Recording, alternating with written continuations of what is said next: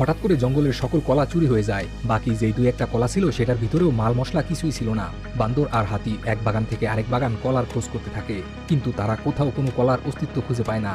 হঠাৎ করে হাতি একটা কলার ছিলকা খুঁজে পায়। ওই কলার গন্ধ শুকে হাতি অনুসন্ধান চালাতে থাকে। কলার গন্ধ শুকতে শুকতে তারা একটি জিরাফকে খুঁজে পায়। বান্দর সন্দেহ করে এই জিরাফই হয়তো সকল কলা গায়েব করে দিয়েছে, কিন্তু জিরাফের সমস্ত শরীর তল্লাশি করেও কলার কোনো অস্তিত্ব খুঁজে পাওয়া যায় না।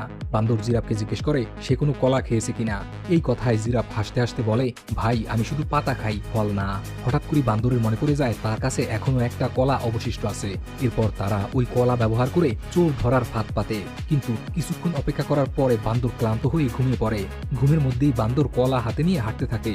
হাতি চুপচাপ বান্দরকে ফলো করতে থাকে আর কলায় ভর্তি বিশাল বড় এক গর্তের কাছে পৌঁছায়। হাঁটতে হাঁটতে বান্দর যখনই ওই গর্তের মধ্যে পড়ে যাবে ঠিক তখনই হাতি তাকে বাঁচিয়ে নেয়, কিন্তু নিজে গর্তের মধ্যে পড়ে যায়। এর মধ্যেই বান্দরের ঘুম ভেঙে যায়।